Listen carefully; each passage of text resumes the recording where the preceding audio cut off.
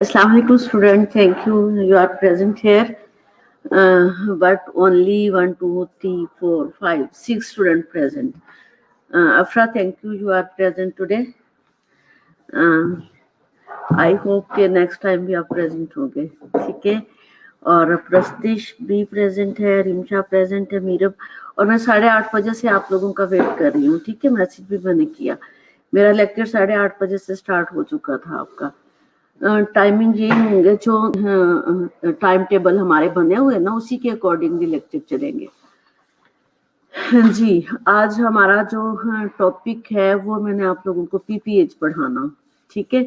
PPH on नहीं हुआ load, Edwan में तो हो चुका, ठीक है? लेकिन हुआ क्यों नहीं है पीपीएच लोड? एडवन वाले में तो हो चुका है, लेकिन यहाँ क्यों नहीं हुआ? मैं तो अपनी तरफ से पीपीएच लोड करके गई हूँ स्लाइड्स, और इसको मैं कैंसिल करती हूँ, फिर दोबारा लोड करती हूँ, ठीक है? आपने मेरा वेट करना, मैं आप लोगों के साथ ही हूँ, ठीक है?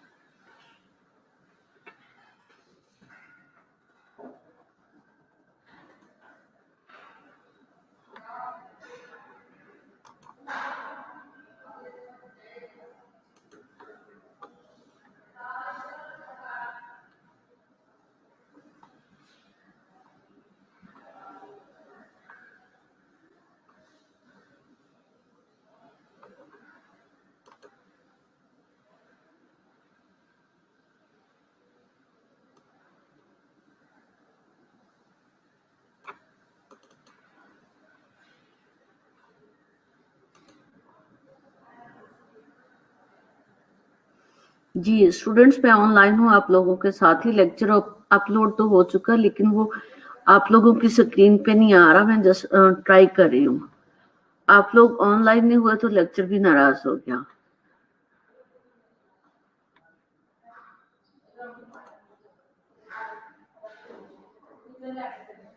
जी, लोडिंग हो रही है इसकी अभी तक.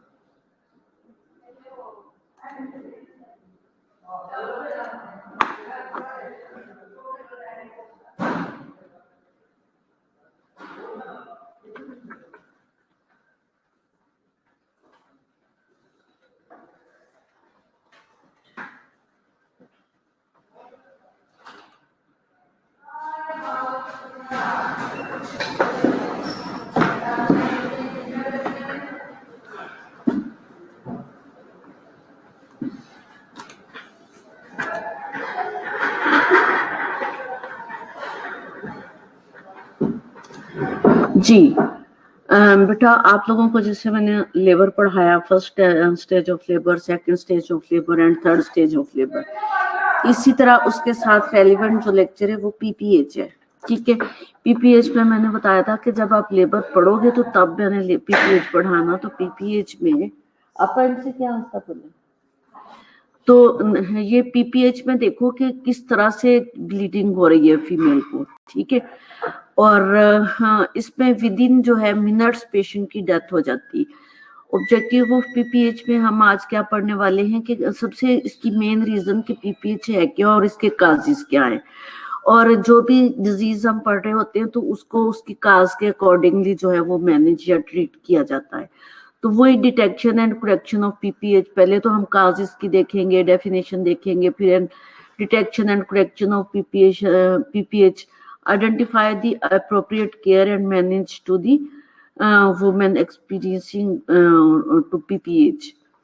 अब इसके कंटेंट्स भी यही है जो मैंने आपको ऑब्जेक्टिव में बोल दिए। अब बाकायदा हम लेक्चर स्टार्ट करते हैं।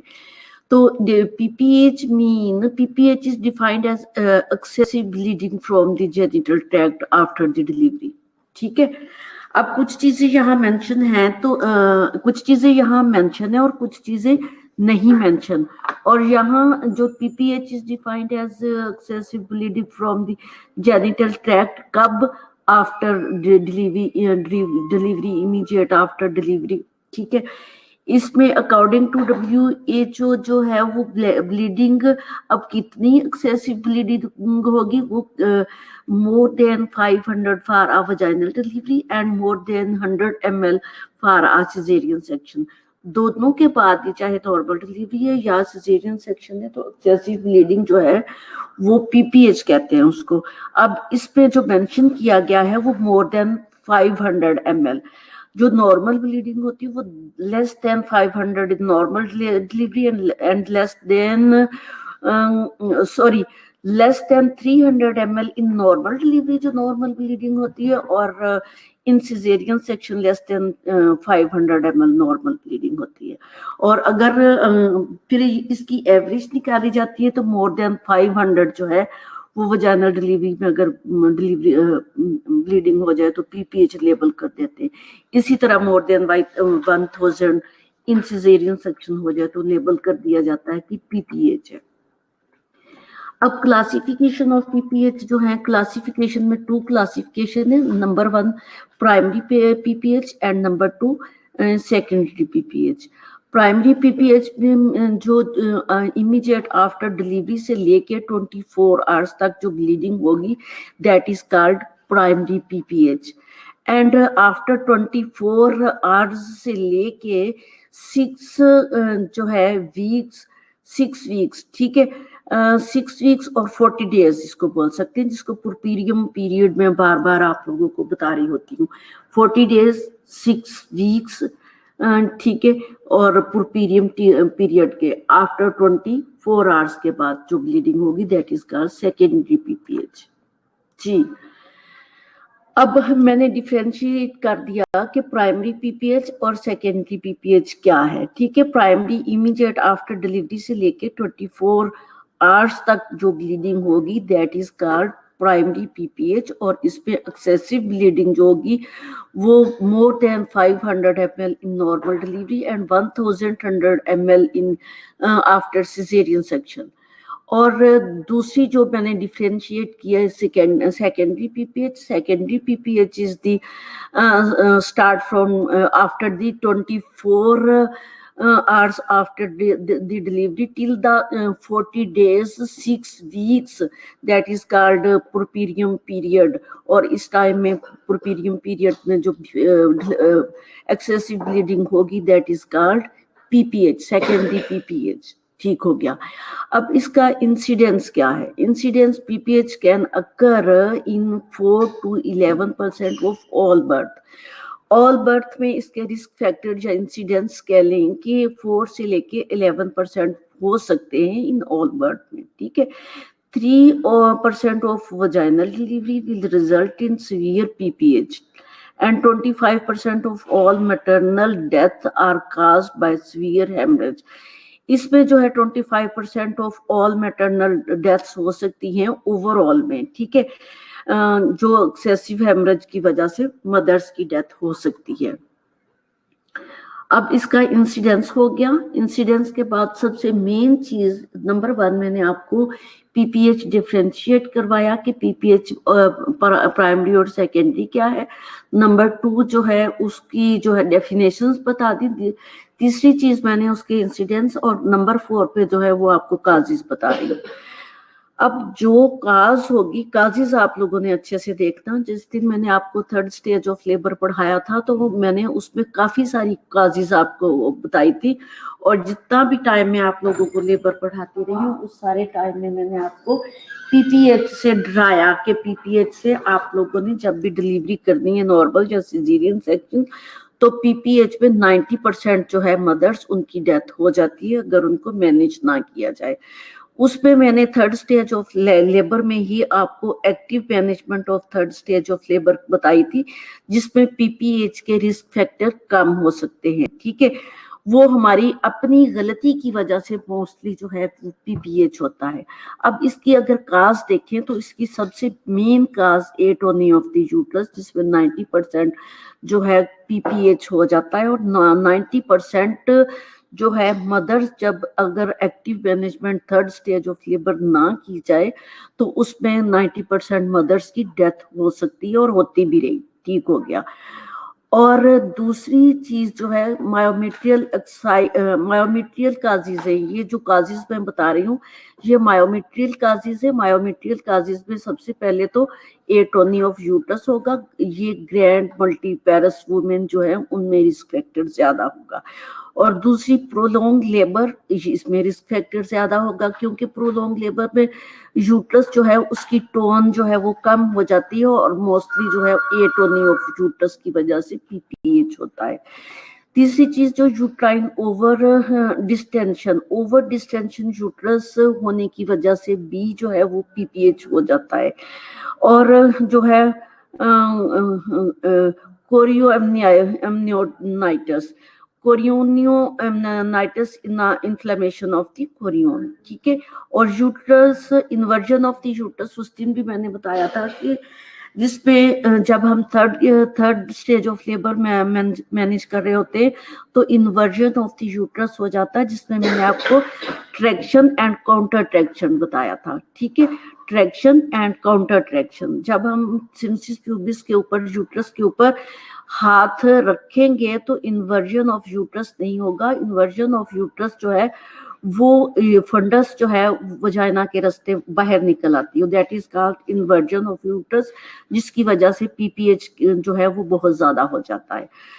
तीसरी चीज फाइब्राइड ऑफ यूट्रस, फाइब्राइड है अगर यूट्रस में तो वो फिर ब्लीड करेगी। नेक्स्ट है ड्रग्स, ड्रग्स की भी कोई हिस्ट्री हो सकती है, कोई ऐसी ड्रग्स लिए जिसकी वजह से जो है वो यूट्रस जो है ब्लीड करना स्टार्ट कर देगी।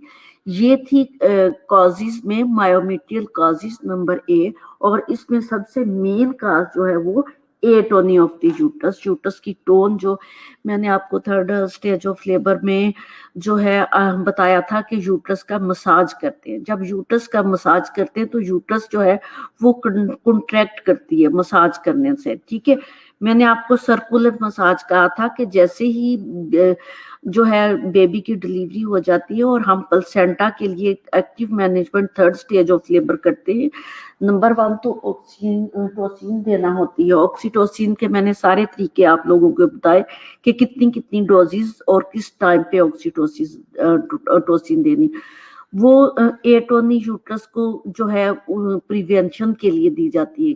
ठीक है, जब यूट्रस को हम कॉन्ट्रैक्ट कराते हैं तो कॉन्ट्रैक्शन से टोन उसकी वापस आ जाती है। दूसरा जो हम उसको मसाज कर रहे होते हैं उस मसाज से भी यूट्रस जो है वो जितनी रिलैक्स होती है उसकी टोन जो है वो वापस आती है, जिसकी वजह से एटोनी ऑफ यूट्रस नहीं होता। तीसरी चीज जो है वो काजिज जो है यूट्राइन काजिज पे एटोनी ऑफ द यूट्रस तो 90% साथ में चलता ही रहेगा। दूसरी चीज जो है बी, इसमें उसमें ए था जो है मायोमेट्रियल काजिज, और इसमें जो है प्लेसेंटल काजिज। आपको मैंने प्लेसेंटा की सारी टाइप्स पढ़ाई थी। कब पढ़ाई थी? उसमें जब मैंने आप लोगों को स्टार्ट लिया था एंटीनेटल केयर। अब एंटीनेटल केयर मैंने आप लोगों को कहा था कि उसको मैनेज करने के लिए रेलिवेंट जितने भी लेक्चर है वो सारे बेटा मैंने आप लोगों को पढ़ाए थे, और उनमें अगर आपको याद हो तो मैंने प्लेसेंटा की बहुत सारी काजिज आपको पढ़ाई थी। उनमें से मोस्टली काजिज जो है रिटेन प्लेसेंटा ऑफ पीसीज जो है आरपीओसीज इसको बोलते हैं, RPOCs. Retained placenta of pieces. Placental causes में अगर प्लेसेंटा रिटेन्ड रह जाए, उसका एक पीस भी यूट्रस के अंदर रह जाए, तो प्राइमरी पीपीएच कॉज करेगा। ठीक हो गया। और दूसरी चीज, लार्ज साइज प्लेसेंटा, जितना प्लेसेंटा लार्ज साइज होगा उतनी ही जो है यूट्रस में जो है उसकी स्पाइरल आर्टरीज जो है वो ब्लीड करेंगी। और लार्ज साइज प्लेसेंटा या तो प्लेसेंटल डिजीज होती है या फिर ट्विंस प्रेगनेंसी जो है उसमें लार्ज साइज का प्लेसेंटा होता है। ठीक है। तो वो तीसरी चीज जो है प्लेसेंटल अब्रप्शन। प्लेसेंटल अब्रप्शन मैंने आपको बताया था कि premature separation of the placenta जो है वो उसको प्लेसेंटल अब्रप्शन बोलते हैं। Premature separation of the placenta हो जाए तो फिर पीपीएच के रिस्क फैक्टर या कॉजेस ज्यादा हो जाती हैं। आगे प्लेसेंटा प्रीविया की टाइप्स बताई थी, उसमें भी रिस्क फैक्टर ज्यादा हो जाते। Last one is the placenta accreta. अब अगर आपको ये प्लेसेंटा सारे नहीं आते तो आप लोगों ने मेरे नोट्स निकालने, जिसपे मैंने आप लोगों को प्लेसेंटा प्रीविया और प्लेसेंटा सारे पढ़ाए हुए और उनको रिव्यू करना। ठीक है। जब आप उनकी रिवीजन कर लोगे तो फिर आप लोगों को समझ आ जाएगी। दूसरी चीज, last one is the placenta accreta, increta and percreta. Accreta, increta and percreta में जो है more risk of the PPH होते हैं, क्योंकि इसमें प्लेसेंटा जो है इसकी प्लेसेंटल विलाइज जो है इंडोमेट्रियम को क्रॉस करके मायोमेट्रियम और मायोमेट्रियम को जो है क्रॉस करके पेरीमेट्रियम और पेरीमेट्रियम से बाहर भी। जो अक्रीटा है, अंक्रीटा वैसे नॉर्मल जो प्लेसेंटा है वो इंडोमेट्रियम के साथ अटैच होता है और प्लेसेंटा अक्रीटा जो है वो इंडोमेट्रियम की लाइनिंग को थोड़ा सा क्रॉस करके आगे चला जाता है। और जब हम डिलीवर करवाते हैं तो उस प्लेसेंटा जो है वो कह लें कि उसमें आरपीओसिस रिटेन्ड प्लेसेंटा ऑफ पीसेस अंदर रह जाते हैं, जिसमें से हम अक्रीटा की बात कर रही हूँ, जिसमें से हम जो है उसको बाय मैनुअल जो है या इंस्ट्रूमेंट के साथ खींच लेते हैं, क्योंकि उनकी रूट्स जो है थोड़ा सा क्रॉस की होती है इंडोमेट्रियम को। और उसके बाद इनक्रीटा जो है आप देख रहे हैं मेरी स्लाइड के ऊपर, प्लेसेंटा इनक्रीटा जो इंडोमेट्रियम को क्रॉस करके मायोमेट्रियम को भी हाफ से ज्यादा उसने क्रॉस कर दिया हुआ है। जब मायोमेट्रियम को क्रॉस करेगा तो वो किसी भी सूरत में बाहर नहीं आएगा, वो रिटेन्ड प्लेसेंटा रह जाएगा और वो रिटेन्ड प्लेसेंटा जो है उसको ऑपरेशन करके ही निकालना पड़ेगा, ये किसी सूरत में भी नहीं निकलता। और उसमें ये देखा जाता है कि मायोमेट्रियम को जो है यूट्रस को हम बचा सकते हैं या यूट्रस को नहीं बचा सकते, मायोमेट्रियम कितनी जो है इन्वॉल्व उसमें कर गई है। अगर तो सारी मायोमेट्रियम जो है वो कट करके निकालनी पड़ेगी तो हमें हिस्टेक्टमी भी करनी पड़ेगी, टोटल हिस्टेक्टमी। ठीक है। और अगर मायोमेट्रियम को थोड़ा सा इन्वॉल्व किया गया है तो उसमें फिर हम उतनी ही मायोमेट्रियम निकाल सकते हैं। अब फिर इसके बाद है परक्रीटा। परक्रीटा इंट्रोमेट्रियम, मायोमेट्रियम और पेरीमेट्रियम से भी बाहर निकल चुका है और पेरीमेट्रियम से समटाइम भी बाहर निकल के, तो इसमें ये प्लेसेंटा जो है ये समटाइम नेबरिंग ऑर्गन्स को भी इन्वॉल्व कर लेता है। जब नेबरिंग, तो इसकी वजह से टोटल हिस्टेक्टमी की जा सकती है और हिस्टेक्टमी के अलावा कोई भी इसका चारा नहीं है, अदरवाइज जो है वुमेन ब्लीड करके उसकी डेथ हो जाती है। ठीक है। अब प्लेसेंटा अब्रप्शन भी मैंने इसमें दिखाया हुआ है, यूट्राइन वॉल्स दिखाई हुई है, अम्बिलिकल कॉर्ड दिखाई हुई है, प्लेसेंटा और उसकी सर्विक्स दिखाई हुई है। ठीक है। और ये प्लेसेंटा प्रीविया है। प्रीविया में आपको नजर आ रहा है कि प्लेसेंटा कहाँ पे पड़ा हुआ है, हेड के नीचे पड़ा हुआ है। ये सारी जो चीजें जो कॉजेज थी, नंबर 1 मैंने कॉजेज पढ़ाई। इसमें भी जो है नंबर 1 पे मैंने आपको, अगर इसको मैं पीछे करूँ अपनी, तो कॉजेज में यूट्राइन एट्रोनी को फोकस किया हुआ है और मायोमेट्रियम कॉजेज सारी थी। नंबर 2 में फिर focus atony of the uterus किया गया है और उसके इसमें जो कॉजेज है प्लेसेंटल कॉजेज है। अब नंबर 3 में कॉजेज जो है वो जेनिटल ट्रैक्ट ट्रॉमास है। उस दिन ये मैंने ये सारे ट्रॉमास आपको बताए थे। प्रीनियल टीयर्स इसमें आ जाते हैं, एपिजोटोजोटमी टीयर्स आते हैं और वजाइनल सर्वाइकल टीयर आ जाते हैं, यूट्रस रप्चर होती है, ठीक है। और ये टीयर्स के सारे नेम्स मैंने आपको बताए थे। इनके अलावा भी जैसे प्रीनियल टीयर है, इसमें सर्वाइकल टीयर, वजाइको vaginal tear, midline tear, recto vaginal tear and cervico vaginal tear और यूरिथ्रो वजाइनल टीयर।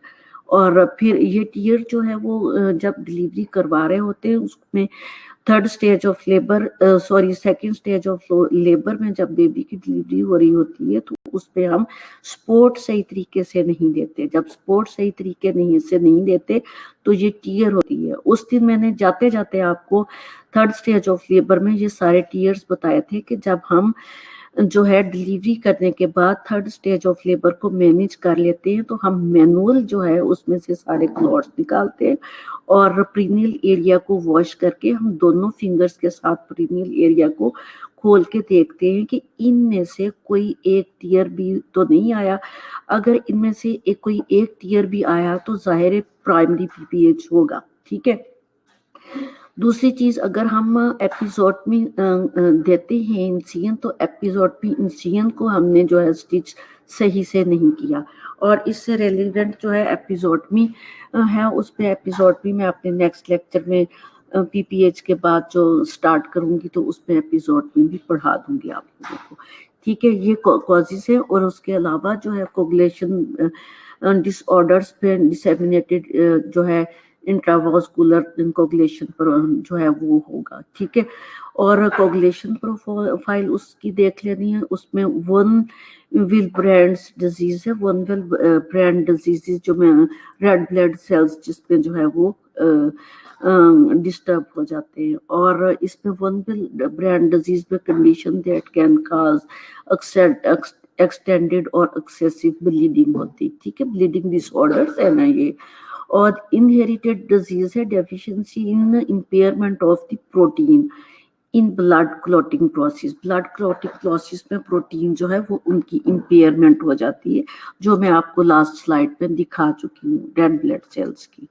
और दूसरी चीज जो है नेक्स्ट जिसके हम देखते हैं क्या है, इसकी मैनेजमेंट क्या है। मैनेजमेंट में अगर हम देखें तो 22 मिनट हो गए। मैनेजमेंट में आपको अपने दूसरे लेक्चर में पढ़ाऊंगी। 9:30 पे मेरा लेक्चर खत्म हो जाना है। अभी मैं आपकी अटेंडेंस लेने लगी हूँ। मैंने आपको पीपीएच पढ़ा दिया। पीपीएच की मैंने आपको डेफिनेशन पढ़ाई है और प्राइमरी और सेकेंडरी पीपीएच का डिफरेंशिएट बताया है उसमें मैंने, और इंसिडेंट्स बताए हैं, काजेस बताई हैं। काजेस में मैंने आपको बहुत सारी काजेस बताई हैं जिसपे मायोमेट्रियल कॉजेज हैं, प्लेसेंटल कॉजेज हैं एंड अदर काजेज में आपको मैंने बताया कि उसके टीयर्स हैं और ब्लड कोगुलेशन प्रोफाइल्स जो है वो नॉर्मल नहीं होती। और अब इसकी मैनेजमेंट हम अपने नेक्स्ट लेक्चर में इंशाल्लाह पढ़ेंगे। अभी मेरे पास टाइम 23 मिनट हो गए। मैं आप लोगों की अटेंडेंस ले लूँ, ठीक है। Attendance please. मेरी आपको आवाज नहीं आएगी क्योंकि मैं अटेंडेंस लेने लगी हूँ।